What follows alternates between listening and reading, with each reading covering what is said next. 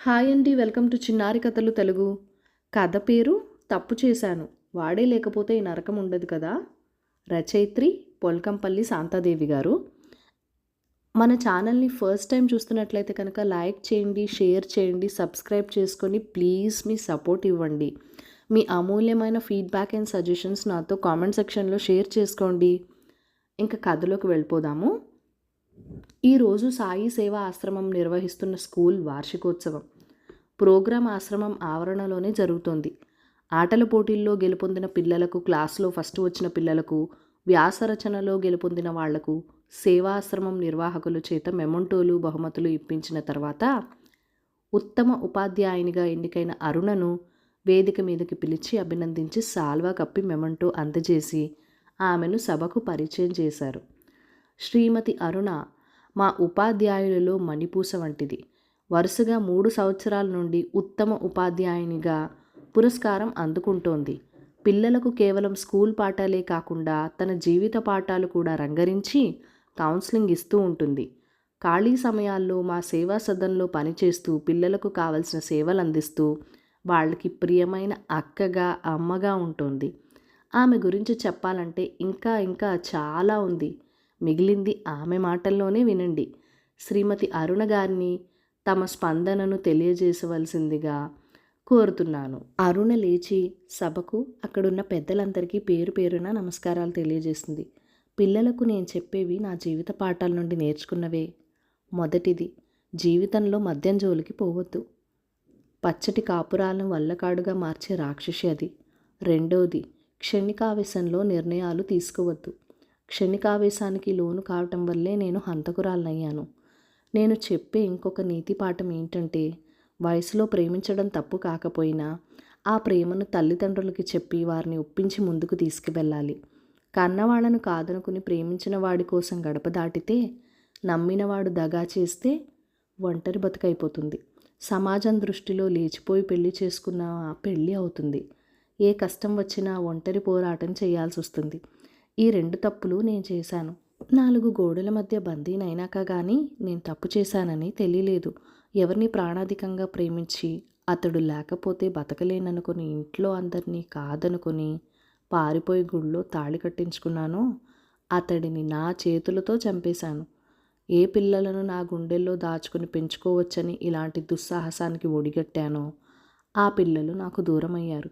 వాళ్ళ దృష్టిలో వాళ్ళ తండ్రిని చంపిన కిరాతకురాలిగా మిగిలిపోయాను.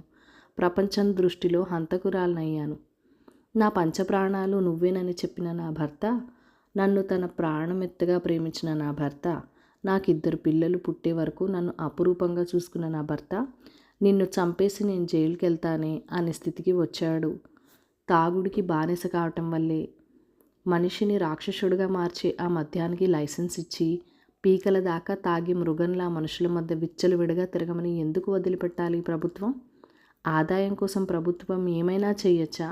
అమ్మా నాన్నలకు మేము 3 ఆడపిల్లలం. నేను ఆఖరిదాన్ని. నేను 10th క్లాస్లోకి వచ్చేసరికి మా 2 అక్కలకి పెళ్ళిళ్ళై అత్తగారిళ్లలో కాపురాలు చేసుకుంటున్నారు. మా నాన్న రెవెన్యూ ఆఫీస్లో అటెండర్.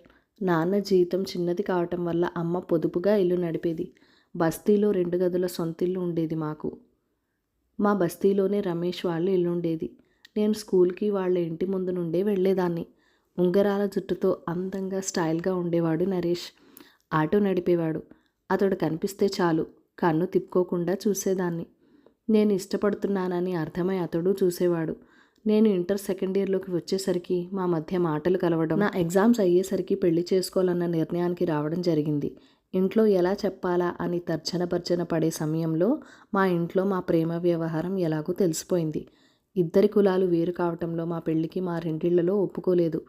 అమ్మ అయితే నన్ను బాగా కొట్టింది కూడా. ఎంత మర్యాదగా నడుచుకొని మీ అయ్యకు తలవంపులు తెచ్చావని తిట్టింది. డిగ్రీ చదివిద్దామనుకున్న నాన్న చదువు అనిపించేశాడు.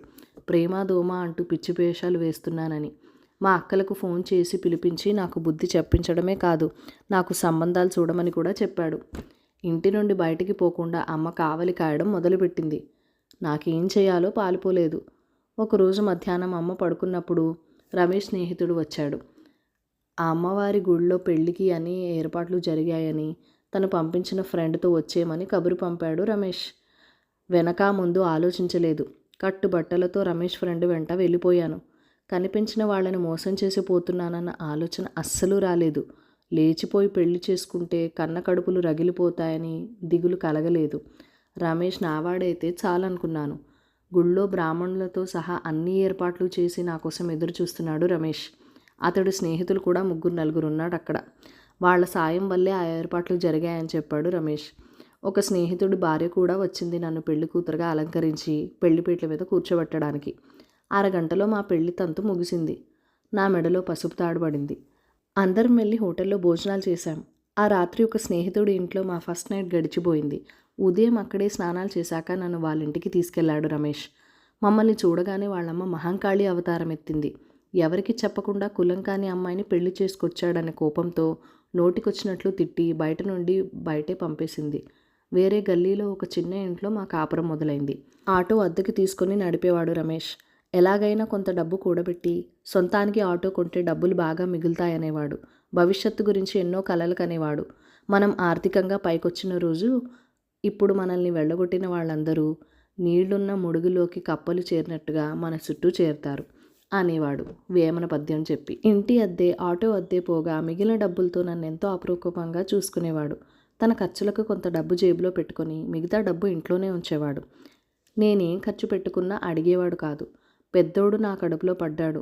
రమేష్ నన్ను ఎంతో అపురూపంగా చూశాడో చెప్పలేను. ఇలాంటప్పుడు మన దగ్గర మీ అమ్మో మా అమ్మో ఉండాలి, కానీ మనకు ఆ అవకాశం లేదు. నాకు నువ్వు, నీకు నేను, నేనే నీకు అత్త అమ్మ, దగ్గర లేని లోటు తీర్చాలి. కడుపుతో ఉన్నప్పుడు ఏవేవో కోరికలు ఉంటాయంట కదా, అవి తీరితేనే పొట్టలో పాప ఆరోగ్యంగా పెరుగుతుందట. చెప్పు నీకేం కావాలో, మొహమాట పడద్దు అనేవాడు. 2 ఏళ్లలో నాకు మరో బాబు పుట్టాడు. వాడి జాతకం ఎంత దురదృష్టకరమైనదో కానీ అప్పటి నుండి నాకు కష్టాలు ప్రారంభమయ్యాయి. రమేష్ తాగుతాడని నాకు పెళ్ళైన రోజే తెలిసింది. ఆర్డర్ ఇచ్చి మందుల సీసాలు తెప్పించుకోవడం చూసి నీకు తాగే అలవాటుందా అని అడిగాను భయంగా. మన పెళ్ళైన శుభ సందర్భం పురస్కరించుకొని మా ఫ్రెండ్స్కి పార్టీ ఇవ్వద్దా? వాళ్ళు నా కోసం ఎంత చేశారు, వాళ్లకు కంపెనీ ఇవ్వడానికి తాగుతున్నానని. తాగుడు నాకు అలవాటు కాదు అన్నాడు. అప్పుడప్పుడు తాగి వచ్చేవాడు. ఫ్రెండ్స్ పార్టీ ఇస్తే తాగాల్సి వచ్చింది అనేవాడు. రోజులు గడుస్తున్న కొద్దీ రమేష్ తాగి రావటం ఎక్కువైంది. దాంతోపాటే ఇంట్లో డబ్బులు ఇవ్వడం కూడా తగ్గింది. ఇద్దరి మధ్య తగులు ప్రారంభమయ్యాయి. నేను తిట్టడం, అతను కొట్టడం. ఒకరోజు తాగిన మప్పులో యాక్సిడెంట్ చేశాడు. ఎవరిదో కొత్త కారుకి ఆటో గుద్దేశాడట. జరిగిన డ్యామేజ్కి కారాయన ఉగ్రుడైపోయి బూటు కాళ్ళతో తన్ని పోలీసులకు పట్టించాడు. తాగి ఆటో నడిపినందుకు పోలీసులు కేసు పెట్టారు.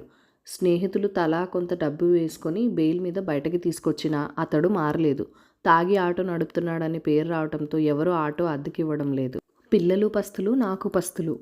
రమేష్కి ఏ స్నేహితుడో పెట్టేస్తే తింటున్నాడు, లేదా వాళ్ళ అమ్మ దగ్గరికి వెళ్ళి తిని వస్తున్నాడు.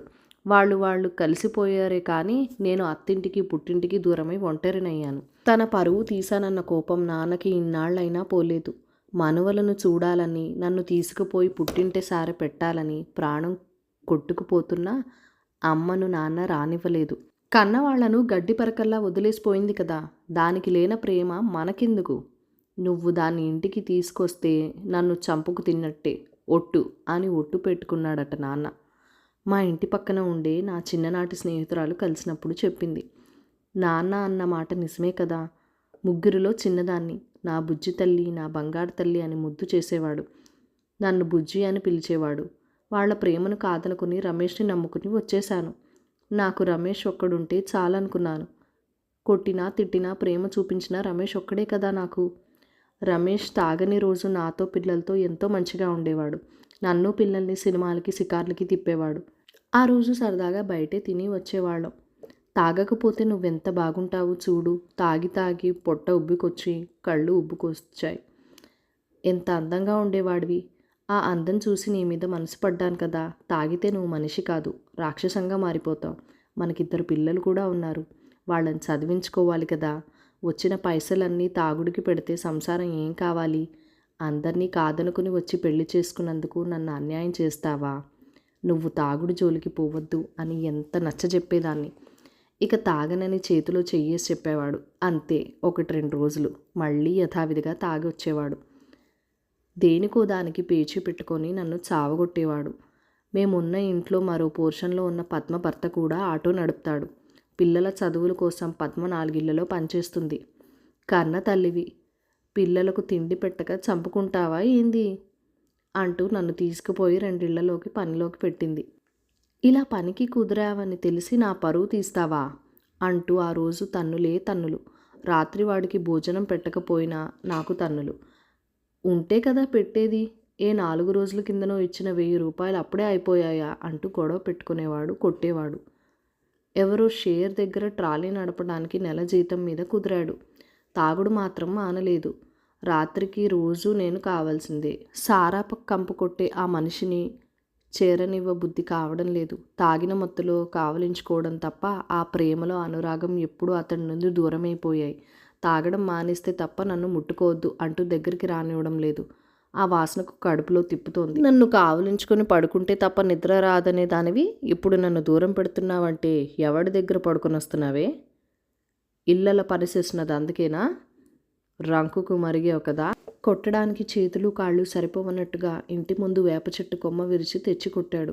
కొట్టిన చోటల్లా కర్రు కాల్చి ఒత్తినట్లుగా వాతులు తేలుతున్నాయి. నా అరుపులకు పిల్లలు లేచి ఏడవడం మొదలుపెట్టారు. పెద్దోడు అమ్మని కొట్టకు అంటూ అడ్డొస్తే వాడికి పడ్డాయి దెబ్బలు. ఆ దెబ్బలకి వాడికి జ్వరం వచ్చేసింది. రాత్రి అయిందంటే గజగజ వణికిపోయే పరిస్థితి తెచ్చాడు నాకు. ఒళ్ళంతా దెబ్బలతో కమిలిపోయింది. ఇక వీడు మారడు. నాకు ఈ తన్నులు, ఈ నరకం తప్పదు. భరించి ఓపిక లేదు. వదిలేసిపోదామంటే ఈ పిల్లలను ఎట్లా సాక్కోవాలి? ప్రేమించి పెళ్లి చేసుకున్నందుకు శాస్తి బాగా జరిగిందని అందరూ నన్ను చూసి నవ్వరా? నేను చస్తే ఈ బాధలు ఉండవు కదా అనుకున్నాను. తాగి చావటానికి ఒకరోజు పురుగుల మందు కూడా తెచ్చుకున్నాను. కానీ పిల్లల ముఖం చూస్తే చావబుద్ధి కాలేదు. నేను చస్తే నా పిల్లల్ని ఎవరు చూస్తారు? రోడ్లు పాలవుతారు కదా. 2 పిల్లలు ఆకలి తట్టుకోలేక ఏ చెత్త కుప్పల మీదనో ఎంగిళ్ళు ఏరుకొని తినే దృశ్యం నా కళ్ళ ముందు కదిలి ఆత్మహత్య చేసుకోవాలనే ఆలోచన మనసులో రానియకూడదు అనుకున్నాను. ఎంత కష్టమైనా నా పిల్లల కోసం బతకాలనుకున్నాను. ఆ రోజు ఎంత రాత్రి అయినా నాకు నిద్ర పట్టలేదు. ఎటు మళ్ళీ పడుకున్న దెబ్బలు ఒరుసుకుపోయి పడుకోనివ్వడం లేదు. ఆ రోజు నాకు రమేష్కు పెద్ద గొడవే జరిగింది. నేను పనిచేసి ఇంట్లో వాళ్ళు ఆ రోజు నెల జీతం ఇచ్చారు. తాగడానికి ఆ డబ్బు ఇమ్మని వేధింపులు మొదలుపెట్టాడు. నా పిల్లలకు పట్టెడు మెతుకులు పెట్టుకుందామని రెక్కలు విడుచుకుంటున్నాను. నువ్వు కష్టం చేసుకున్నది తాగి తందనాలు ఆడింది చాలదా? నేనివ్వను మొండిగా ఎదిరించాను. ఫలితం వాడి చేతుల్లో ఒళ్ళు వాచిపోయింది. కొట్టి కొట్టి నన్ను బూతులు తిట్టుకుంటూ బయటికి వెళ్ళిపోయాడు. రాత్రికి ఫుల్లుగా తాగొచ్చాడు. ఒళ్ళంతా సలుపుతోంది. కమిలిన దెబ్బల వల్ల ఎటూ పడుకోలేకపోతున్నాను. నన్ను శారీరకంగా మానసికంగా ఇంత బాధ పెట్టేవాడు మాత్రం హాయిగా నిద్రపోతున్నాడు. అంతెత్తు బాన పొట్ట వేసుకుని. వాడు లేకపోతే రోజు ఈ నరకం ఉండదు కదా. 4 ఇళ్లలో పని చేసుకుని నా పిల్లల్ని సాక్కుంటూ చదివించుకుంటా. నా బతుకు నేను బతుకుతా. నన్ను ప్రేమగా చూసుకునే రమేష్ ఎప్పుడో చచ్చిపోయాడు. ఉన్నది తాగుడు భూతమే. ఆ భూతాన్ని అంతం చేస్తే తప్ప నేను బతకను. నా పిల్లలకు నేను ఉండాలంటే వాడు చావాలి. నా పిల్లల వైపు చూశాను. పసిమొగ్గలు అమాయకంగా నిద్రపోతున్నారు. నేనింకా ఎక్కువ ఆలోచించలేదు. దిండు తీసుకున్నాను. నోరు తెరుచుకుని నిద్రపోతున్న రమేష్ ముఖం మీద అదాటున అదిమాను. నిజానికి నేనంత బలమైన దాన్ని కాదు. వాడిని విదిలించుకోవాలని లేస్తే నా పీక పట్టుకొని నన్ను చంపేసేవాడు. కొద్దిగా కాళ్ళు చేతులు కొట్టుకున్నాడే గాని పెద్దగా ప్రతిఘటించలేదు. తాగిన మైకంలో తన మీద హత్యాయత్నం జరుగుతుందని తెలియకుండానే ప్రాణం పోయింది. ముక్కు దగ్గర వేలుంచి చూశాను. కదిలించి చూశాను. ప్రాణం పోయిందని నిర్ధారణ అయింది. రోజు నన్ను చిత్రహింసలు పెట్టేవాడి పీడ విరగడైందని తేలిక పడ్డంత టైం పట్టలేదు. ప్రాణప్రదంగా ప్రేమించి పెళ్లి చేసుకున్న నా భర్తనే నా చేతులతో చంపుకున్నానన్న వాస్తవం నా కళ్ళ ముందు నిలిచింది. పెళ్ళైన రోజులు గుర్తుకు రాసాగాయి. ఇప్పటికి వాడు తాగని రోజు నా మీద పిల్లల మీద చూపించే ప్రేమ గుర్తుకొచ్చి లోపల నుండి దుఃఖం తన్నుకుని వచ్చింది. తెల్లవారింది. పిల్లలు లేచి నాతో పాటు ఏడవడం మొదలుపెట్టారు. ఇరుగు పొరుగు వచ్చారు. ఫుల్లుగా తాగొచ్చి పడుకున్నాడని, నిద్రలోనే చనిపోయాడని చెప్పాను. మా అత్త వాళ్ళ ఇంటికి వెళ్ళి ఎవరు చెప్పారో కానీ వాళ్ళు పరిగెత్తుకొచ్చారు. మా బావ బెదిరించాడు. నిన్న సాయంత్రం నా దగ్గర పైసల కోసం వచ్చినప్పుడు బాగానే ఉన్నాడు. ఇంతట్లా ఏమైంది? నిజం చెప్పు. చెప్పకపోతే పోలీసులకు పిలుస్తా. పోలీసుల చేతిలో పడితే చావగొట్టి నిజం కక్కిస్తారన్నాడు. భయపడిపోయా. రోజు తాగొచ్చి కొడుతుంటే దెబ్బలకు తట్టుకోలేక నేనే చంపినా బావా అని చెప్పా. మొగిని చేతులలో తన్నులు తినలోళ్ళు ఎవరున్నారీడా? అందరం తన్నులు తిని నోరును మూసుకొని పడుకున్నోళ్ళమే. కొట్టిండని మొగుడిని చంపుకుంటారా? ఇదెక్కడి కదా? నానా రకాలుగా మాట్లాడసాగారు గుమ్ముగూడిన జనాలు. మా అత్త నా జుట్టు పట్టి లాగి కొట్టడం మొదలుపెట్టింది. కొడితే పోయిన పానం వస్తుందా నీ తిక్కగాని, పోలీసులు చూసుకుంటారులే. పద్మ, మా పక్క పోర్షన్లో ఉండే మరొక ఆమె మా అత్తను నా నుండి దూరంగా లాక్కుపోయారు. రమేష్ పోస్ట్ మార్టానికి తీసుకుపోవడానికి అంబులెన్స్ రావటము, నన్ను పోలీసులు అరెస్ట్ చేసి తీసుకుపోవడము ఒకేసారి జరిగాయి. నాకు జీవిత ఖైదీ పడింది. ఏ పిల్లల కోసం నేను ఆత్మహత్య చేసుకోకుండా బతికానో ఆ పిల్లలకే నేను దూరం అయ్యాను. నా పిల్లలను పోలీసులు మా అత్త వాళ్ళకే అప్పగించారట. వారానికి ఒకసారి ములాఖాత్ అని ఉంటుంది. బంధువులు వచ్చి మాట్లాడుతుంటారు. నా తోటి ఆడ ఖైదీలకు సంబరంగా బయలుదేరుతుంటే నేను నా గదిలోనే ఉండిపోయాను. నన్ను పలకరించేందుకు వచ్చే బంధువులు ఎవరూ లేరు కాబట్టి ప్రేమ పెళ్లి చేసుకుని పుట్టింటికి దూరం అయ్యాను. వేరే కులమని అత్తగారు దగ్గర రానివ్వలేదు. చేసుకున్నవాడు నట్టింట ముంచాడు. ఏడ్చుకుంటూ కూర్చున్న నన్ను, నీ కోసం మీ అమ్మ వచ్చింది రా, లేడీ పోలీసులు వచ్చి పిలిచింది. నమ్మలేకపోయాను. రెండోసారి గట్టిగా చెప్పాక ఒక్క ఉదుటున లేచి పరిగెత్తాను. ఇనుప గ్రిల్ గళ్లలోంచి అమ్మ చాచిన చేతుల్లో ముఖం పెట్టి గుండెల గడ్డ కట్టిన దుఃఖమంతా కరిగి బయటికి వచ్చేలా పొంగి పొంగి ఏడ్చాను. అమ్మ కూడా అలానే ఏడ్చింది. ఎలా వచ్చావమ్మా, నాన్నకు తెలిస్తే తిడతారు కదా. నాన్నే పంపించాడు నీకు ధైర్యం చెప్పమని. పిల్లల ఆకలి తట్టుకోలేక రోడ్ల మీద తిరుగుతుంటే మీ నాన్న చూడలేక ఇంటికి తీసుకొచ్చాడు. నాకు కలిగిన ఆశ్చర్యం అంతా ఇంత కాదు. మీ నాన్న వకీల్ సాల్బును కలిసొచ్చాడు. భర్తను తానే చంపానని కోర్టులో ఒప్పుకుంది కాబట్టి ఇప్పుడు చేయటానికి ఏమీ లేదు.